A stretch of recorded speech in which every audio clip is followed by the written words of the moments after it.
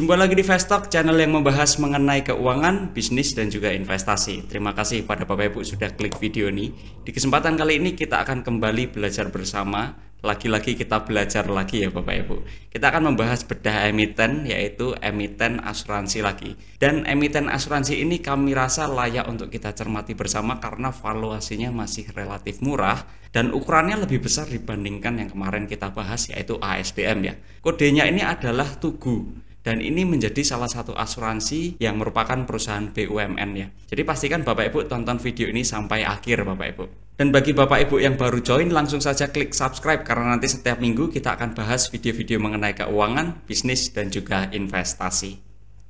PT Asuransi Tugu Pratama Indonesia Tbk atau Tugu ini adalah salah satu perusahaan asuransi terkemuka di Indonesia yang berfokus pada asuransi umum, terutama di sektor asuransi energi dan asuransi aset komersial. Tugu ini didirikan pada tahun 1981 dan perusahaan ini merupakan bagian dari Pertamina Group yang menjadikannya salah satu perusahaan asuransi terbesar yang berkaitan dengan sektor energi. Dan Tugu Insurance ini menawarkan berbagai produk asuransi termasuk asuransi properti, asuransi kendaraan bermotor, asuransi kesehatan, pengangkutan laut, penerbangan, dan juga asuransi energi. Tugu juga menyediakan produk reasuransi dan layanan konsultasi manajemen risiko untuk para konsumennya Bapak Ibu. Sebagai sebuah organisasi, visi utama dari Tugu ini adalah ingin menjadi perusahaan asuransi nomor 1 di Indonesia. Dan untuk mencapai visi tersebut, misinya ada 4, yaitu adalah menciptakan kepuasan pelanggan, memberdayakan sumber daya manusia menjadi insan yang profesional, mengoptimalkan nilai perusahaan secara berkelanjutan, dan juga mengembangkan perusahaan asuransi menjadi kebanggaan bangsa Indonesia yang berkelas dunia. Pemilik dari perusahaan Tugu ini sendiri adalah PT Pertamina ya. Ini memiliki sekitar 58,50%. Ini mayoritas dari saham yang ada, dan seperti yang kita tahu PT Pertamina ini pada akhirnya dimiliki oleh Negara Kesatuan Republik Indonesia. Selain dari PT Pertamina, ada UOB, Kaihian Pti Ltd ini punya sekitar 15,88%, yang mana ini merupakan bank investasi global yang berbasis di Singapura ya. Selain itu ada juga Samsung Fire and Marine Co Ltd, ini punya 5,29%, ini merupakan perusahaan asuransi yang berbasis di Korea. Dan hampir semua jajaran direksi ini memiliki kepemilikan terhadap perusahaan Tugu. Sedangkan saham yang beredar di masyarakat secara agregat itu sekitar 20,31% di luar dari yang tadi sudah kita sebutkan ya.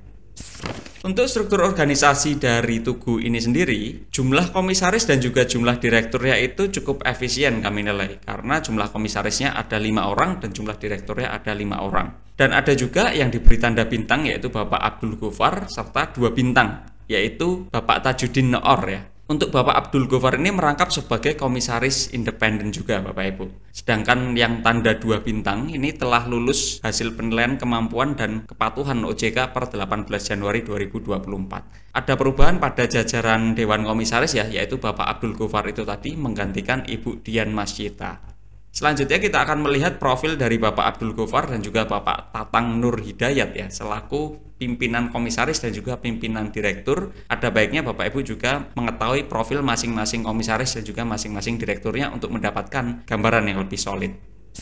Kita mulai dari Bapak Abdul Gofar ya, selaku komisaris utama. Beliau ini komisaris utama sejak 2024. Beliau WNI dan relatif masih muda ya, 48 tahun. Tapi beliau punya gelar yang cukup bagus. Ini beliau pernah S1 akuntansi di FEB Universitas Brawijaya. S2-nya ada akuntansi di FEB UGM dan juga Master of Accounting di Melbourne University serta Business Administration di Victoria University ya.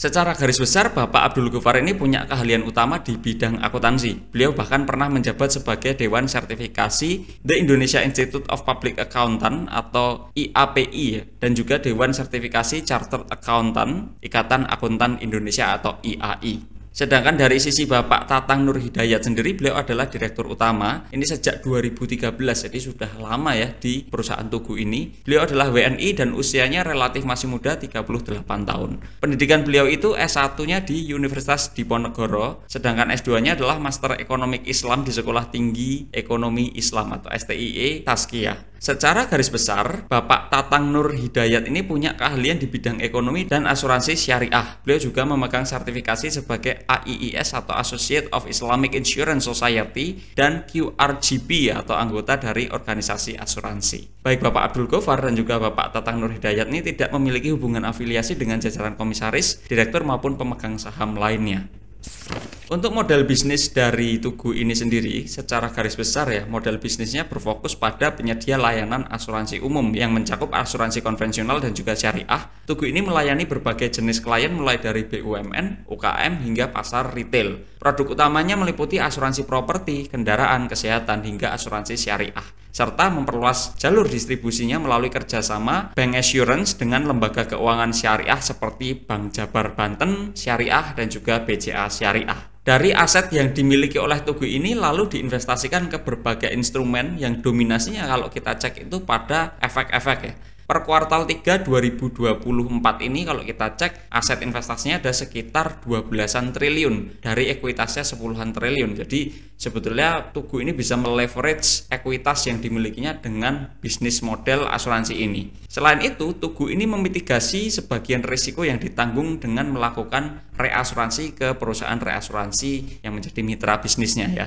Kita melihat keunggulan utama dari Tugu ini memiliki keahlian khusus di sektor energi yang terutama didukung oleh Pertamina ya, karena ini bagian dari Pertamina, dan hal ini membuat Tugu ini unggul dalam melayani konsumen energi dan juga korporasi besar. Sedangkan kelemahan utamanya, Tugu memiliki ketergantungan yang relatif tinggi pada Pertamina Group. Dengan diversifikasi yang relatif terbatas ya, perusahaan ini tentu lebih rentan terhadap perubahan yang terjadi.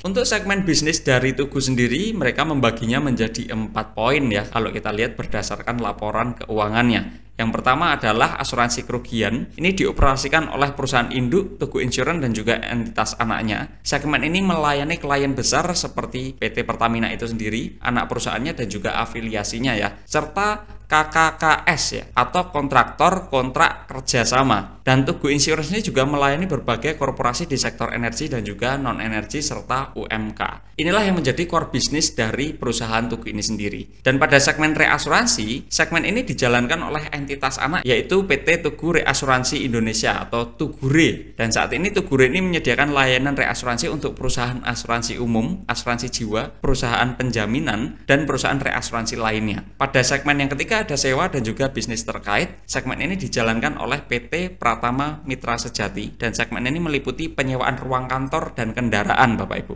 Dan PT Pratama Mitra Sejati ini mengelola 5 gedung di Jakarta dan juga Surabaya yang dikenal sebagai Wisma Tugu. Sedangkan pada segmen lain-lain ini dijalankan oleh PT Sinergi Risk Management Consultant. Segmen ini menawarkan layanan manajemen risiko, penilaian dan juga survei. Produk dan jasa ini membantu klien dalam menilai dan mengelola risiko yang mungkin mereka akan hadapi sehingga meningkatkan portofolio bisnis yang mendukung segmen asuransi Tugu Insurance secara keseluruhan.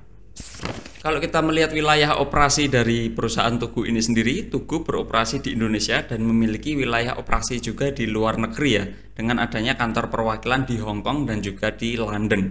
Untuk Tugu berkantor pusat di DKI Jakarta dan punya 31 point of sales and services di kota-kota besar dan titik strategis di Indonesia seperti Surabaya, Bandung, Semarang, Cirebon, Denpasar, Medan, Palembang, Lampung, Pekanbaru, Balikpapan, Makassar, Serpong dan juga wilayah lainnya Bapak Ibu.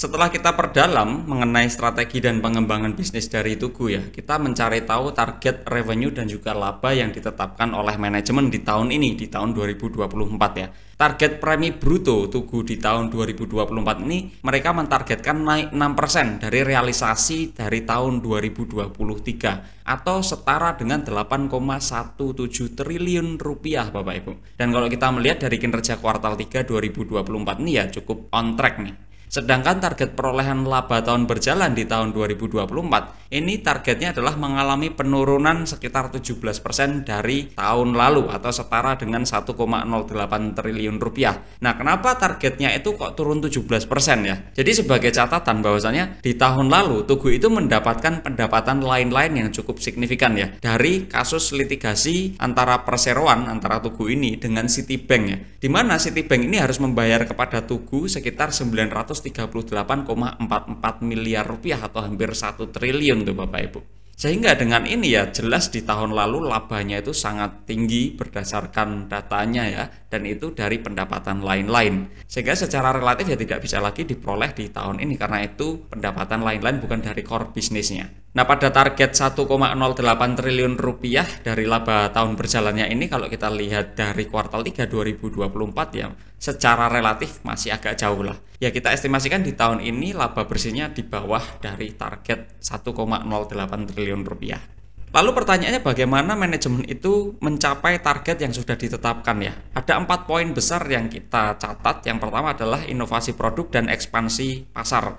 Tugu ini akan memperkenalkan produk baru dan memperluas distribusi di segmen BUMN dan juga broker untuk meningkatkan penetrasi pasar khususnya di bidang asuransi kebakaran, properti, dan juga rekayasa. Yang kedua adalah optimalisasi aset. Tugu ini ingin mengelola aset secara lebih efisien dengan melepas aset yang kurang produktif guna memaksimalkan hasil investasi dan kinerja perusahaan. Yang ketiga adalah transformasi digital. Tugu ingin menyederhanakan dan mempercepat proses bisnis melalui digitalisasi termasuk pengembangan aplikasi untuk meningkatkan kemudahan akses dan pengalaman pelanggan. Dan yang keempat adalah melalui peningkatan human capital. Tugu ingin mengembangkan kompetensi sumber daya manusia melalui rekrutmen dan juga pelatihan berjenjang untuk mendukung operasi yang lebih efektif dan juga inovatif. Kita masuk ke laporan keuangan ya Bapak Ibu, masuk dulu ke neracanya. Posisi aset lancar dan juga aset tidak lancar ini kita sampaikan bahwasannya sifatnya estimasi ya. Karena kalau di laporan keuangan itu dia digabung menjadi satu bagian yaitu aset. Per kuartal 3 2024, posisi aset lancarnya sekitar 83,38% dan aset tidak lancarnya itu sekitar 16,62%. Aset lancar ini paling dominan adalah untuk investasi, yang mana sudah pasti ya, karena ini perusahaan asuransi, mereka mengelola uangnya itu pasti diinvestasikan. Serta ada juga aset reasuransi Bapak Ibu. Aset reasuransi ini adalah nilai kewajiban yang dialihkan ke perusahaan reasuransi untuk mengurangi beban risiko perusahaan asuransi ya. Sedangkan pada sisi aset tidak lancarnya ini didominasi pada investasi properti. Dan rata-rata aset tidak lancar ini tumbuh sekitar 4,67% per tahun dari tahun 2018 yaitu setelah IPO ya. Kalau kita lihat neraca di sisi yang lain, kita lihat komponen modal dan juga komponen utangnya ya. Komponen modal dan juga utang ini sifatnya estimasi Bapak Ibu. Dan per kuartal 3 2024 utang jangka pendek ini sekitar 58,94%. Utang jangka panjangnya sekitar 3,19% dan ekuitas sekitar 37,87%. Artinya bisnis Tugu ini didominasi oleh utang dan posisi ekuitas itu lebih rendah dibandingkan total utangnya ya. Sedangkan kalau kita lihat pertumbuhan ekuitasnya dari tahun 2018 ini sekitar 5,89% per tahun. Kita lihat dari tahun 2018 karena itu setelah IPO ya, setelah dapat uang dari IPO. Kalau kita lihat dari tahun 2014 nanti pertumbuhannya seolah-olah tinggi sekali. Pada sisi utang jangka pendeknya ini didominasi oleh utang asuransi, yang mana ini merupakan cadangan yang disediakan oleh perusahaan asuransi untuk menutupi kewajiban finansial yang mungkin timbul pada polis yang diterbitkan. Dan utang asuransi ini tidak menimbulkan biaya yang mahal ya, justru bisa dikelola untuk menghasilkan profit. Jadi kalau kita tahu dominasi asetnya itu dari utang jangka pendek, sedangkan utang jangka pendeknya itu adalah berupa utang asuransi, dan utang asuransi ini bagus bagi perusahaan asuransi karena bisa dikelola dan menjadi profit, ya tentu dari sisi neracanya nggak ada masalah sebetulnya. Sedangkan pada utang jangka panjangnya ini didominasi oleh liabilitas imbalan kerja, yang mana porsi utang jangka panjang sebetulnya nggak signifikan terhadap total asetnya ya. Kita masuk ke laba ruginya Bapak Ibu. Tugu ini melakukan IPO di tahun 2018 ya. Jadi kalau kita lihat revenue, laba operasi dan juga laba bersihnya nanti kita ukur dari tahun 2014 dan dari tahun 2018 setelah IPO ya. Nah, revenue yang dimaksud di sini adalah net revenue Bapak Ibu. Jadi premi bruto yang sudah dikurangi segala beban dan biayanya. Rata-rata pertumbuhan revenue sejak 2014 itu sekitar 13,84% per tahun ya. Ini cukup tinggi kalau kita lihat dari sebelum IPO nih. Sedangkan kalau kita ukur dari tahun 2018, rata-rata pertumbuhannya juga masih cukup bagus, yaitu sekitar 8,69% per tahun. Pada sisi laba operasi, rata-rata pertumbuhannya itu sekitar 9,22% per tahun sejak tahun 2014. Sedangkan sejak tahun 2018, rata-rata pertumbuhannya sekitar 20,61% per tahun. Kalau dari sisi laba bersihnya, dari tahun 2014 itu rata-rata pertumbuhannya sekitar 8,04% per tahun, sedangkan sejak tahun 2018, rata-rata pertumbuhannya sekitar 23,64% per tahun. Ya, jadi dengan fluktuasi yang ada, kita bisa ketahui bahwasannya rata-rata pertumbuhannya masih relatif bagus ya Bapak Ibu. Baik itu dari tahun 2014 kita mengukurnya maupun dari tahun 2018. Kalau kita masuk lebih dalam berdasarkan kontribusi revenue-nya atau kontribusi pendapatannya, kontributor utama dari revenue secara rata-rata itu adalah pada segmen asuransi kerugian. Ini yang menjadi core bisnisnya Bapak Ibu. Ini rata-rata kontribusinya sekitar 50,48% dan rata-rata pertumbuhannya itu sekitar 6,89% per tahun sejak tahun 2014. Sedangkan kontributor berikutnya adalah segmen reasuransi. Ini kontribusinya sekitar 38,33% dari rata-rata revenue dan rata-rata pertumbuhannya sekitar 6,67% per tahun. Lalu kontributor berikutnya pada revenue adalah segmen sewa dan juga bisnis terkait. Ini sekitar 10,93% kontribusinya terhadap rata-rata revenue dengan rata-rata pertumbuhan sekitar 10,75% per tahun sejak tahun 2014. Di luar ketiga segmen tersebut, kontribusinya relatif tidak signifikan terhadap rata-rata revenue. Kita masuk ke kontribusi beban dan biaya Bapak Ibu. Beban dan biaya yang dihitung ini adalah beban dan biaya yang ditanggung oleh Tugu setelah memperoleh pendapatan bersih atau net revenue ya, sampai kita bisa memperoleh laba periode berjalan. Kontributor terbesar pada total beban dan biaya ini adalah pada beban klaim neto. Ini sekitar 63,00% dari total beban dan biaya, terutama untuk asuransi lainnya. Asuransi lainnya itu adalah gabungan dari beragam asuransi yang berbeda-beda, serta asuransi kebakaran yang menjadi core utama ya. Lalu kontributor berikutnya pada total beban dan biaya adalah untuk beban usaha, ini sekitar 21,69% dari total beban dan biaya, terutama untuk gaji dan juga tunjangan. Sedangkan kalau kita masuk ke kontribusi net profit yang dimaksud di sini adalah laba periode berjalan. Kontributor utama net profit ini adalah pada segmen asuransi kerugian yang mana ini menjadi core bisnisnya dengan dominasi yang sangat signifikan. Pada segmen ini memiliki rata-rata pertumbuhan sekitar 2,61% per tahun sejak tahun 2014 Bapak Ibu. Selain segmen asuransi kerugian, kontribusi pada segmen yang lain ini secara relatif tidak signifikan terhadap rata-rata net profit. Artinya ya core bisnis utama dari perusahaan Tugu ini atau yang kita maksud asuransi kerugian itu sendirilah yang menjadi kontributor utama dalam memperoleh revenue maupun laba bersihnya. Kalau kita masuk ke margin laba per segmen Bapak Ibu, kita lihat rata-rata margin net profit ini yang dihitung sejak tahun IPO ya, yaitu tahun 2018. Rata-rata margin net profit tertinggi ini adalah pada segmen utamanya, yaitu adalah segmen asuransi kerugian. Ini sekitar 32,91%. Sedangkan rata-rata margin net profit pada segmen reasuransi itu hanya 1,76% Bapak Ibu.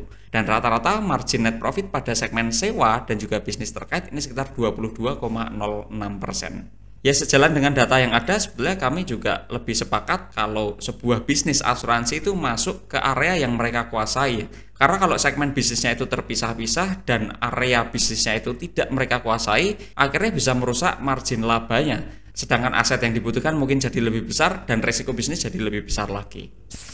Nah, kalau kita masuk ke arus kasnya, kita lihat dari sisi arus kas operasi dan juga arus kas operasi bersih ya. Arus kas operasi Tugu ini pada dasarnya relatif bagus ya, mengingat ini perusahaan asuransi dan hanya pada 2016 ini arus kas operasi Tugu yang bernilai negatif, sedangkan sisanya itu bernilai positif Bapak Ibu. Pada arus kas operasi bersih Tugu nilainya juga cukup bagus ya, hanya 2 tahun dari nilai arus kas operasi bersihnya yang bernilai negatif. Dan sejak tahun 2019, artinya 1 tahun setelah IPO ya, free cash flow per share dari Tugu itu sekitar Rp52,73 per lembar saham. Jadi kalau sebuah saham ada di harga 1000 contohnya dan free cash flow-nya Rp50 per lembarnya, berarti kita bisa dapat 5% ya free cash flow yang ke kita dan bisnisnya pun masih tetap bisa tumbuh. Kita masuk ke rasio profitabilitasnya, ada net profit margin dan juga return on equity Bapak Ibu. Rata-rata net profit margin sejak tahun 2014 itu sekitar 20,91%. Ini net profit marginnya cukup bagus ya. Dan rata-rata return on equity sejak tahun 2014 itu sekitar 7,45%. Ya pada kisaran moderat lah ini Bapak Ibu. Ada yang mungkin mengkategorikan moderat ke arah rendah. Dan rata-rata profitabilitas kalau kita lihat dari kedua sudut pandang ya, kita kategorikan pada kategori yang relatif moderat ke arah tinggi dengan tren profitabilitas yang relatif berfluktuasi aja, tidak membentuk tren tertentu. Pada rasio likuiditas ini bersifat indikatif ya, karena posisi aset lancar dan juga liabilitas jangka pendek ini juga sifatnya indikatif. Dan risiko dari rasio likuiditas Tugu berada pada level yang relatif rendah risikonya Bapak Ibu, karena current ratio-nya itu di atas dari 100%-an. Pada sisi rasio solvabilitas, kita bisa lihat dari debt equity rasionya ya. Tingkat debt equity rasio dari Tugu ini relatif tinggi, tetapi posisi utang tadi pada dasarnya didominasi oleh liabilitas asuransi seperti estimasi klaim di masa depan, premi yang belum bisa diklaim menjadi pendapatan, liabilitas polis masa depan, yang mana ini bukan merupakan utang yang mahal Bapak Ibu. Justru dengan utang seperti ini bagus bagi bisnis Tugu karena dengan utang tersebut bisa dikelola untuk diinvestasikan sehingga bisa menghasilkan profit bagi Tugu. Kita masuk ke dividen yield-nya, ada dividen yield dan juga dividen yield aksen serta dividen payout rasionya ingin kita cek ya. Dividen yield-nya adalah tingkat dividen yang diperoleh jika membeli saham di harga penutupan tahun tersebut Bapak Ibu, dan rata-ratanya sekitar 4,51% per tahun. Sedangkan dividen yield aksen adalah tingkat dividen yang kita peroleh kalau kita beli sahamnya di harga penutupan tahun 2018, rata-ratanya sekitar 2,71% per tahun. Sedangkan kalau kita lihat dari dividen payout rasionya atau DPR-nya, nilainya cukup berfluktuasi ya Bapak Ibu ya. Kadang di 40%-an, kadang di 14%-an, kembali lagi ke 51%-an. Ini fluktuasinya cukup terasa. Sehingga kita bisa acuannya itu di tengah-tengahnya mungkin ya, atau pakai rata-ratanya saja. Sedangkan kalau kita masuk ke valuasinya Bapak Ibu ada dua metode, discounted cash flow dan juga price brand. Kita masuk dulu ke valuasi dengan discounted cash flow ya. Ada 5 asumsi. Yang pertama, cash flow per share kita ganti dengan earning per share. Estimasi earning per share sekitar Rp206,88 per lembar saham dengan discount rate sebesar 18. Growth rate-nya itu sekitar 8,69% per tahun dan terminal growth rate-nya sekitar 2,00% per tahun. Hasil perhitungan dengan discounted cash flow itu sekitar Rp1.677 per lembar saham. Sedangkan kalau kita gunakan price brand dengan estimasi earning per share yang sama di Rp206,88 per lembar saham dan rata-rata PI rasio 5 tahun terakhir itu sekitar 7,78 dan rata-rata PI rasio 7,78 kami rasa cukup pantas lah untuk bisnis seperti Tugu. Hasil perhitungannya itu sekitar Rp1.609 per lembar saham. Jadi angkanya deket-deket ya atau mirip ya. Sedangkan kalau kita melihat pergerakan harga sahamnya ya di 6 November 2024 harga terakhir itu di Rp1.080 per lembar saham. Ya artinya sebetulnya bisa naik sekitar 60%-an ya. Ya 50-60%-an lah karena tadi hasil valuasinya dengan asumsi yang ada tuh sekitar 1.600-an Bapak Ibu. Kesimpulan dari diskusi kita pada bedah emiten kali ini yang pertama adalah Tugu ini merupakan perusahaan yang bergerak di subsektor asuransi dengan bisnis utama adalah pada asuransi umum. Tugu punya neraca yang cukup bagus Bapak Ibu, kemampuan mencetak laba bersih yang positif dan bertumbuh.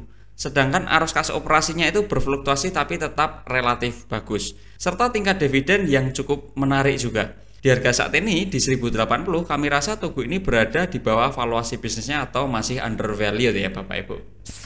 Ya itu tadi diskusi kita mengenai bedah emiten Tugu. Gimana menurut Bapak Ibu, apakah emiten Tugu ini menarik untuk dikoleksi atau tidak nih? Suka dengan perusahaan asuransi atau tidak nih? Silahkan drop di komen ya. Kalaupun ada yang punya prinsip nggak suka dengan perusahaan asuransi nggak masalah ya. Saya pun secara pribadi sebenarnya juga punya prinsip, ada beberapa perusahaan yang mungkin saya tidak akan berinvestasi di dalamnya.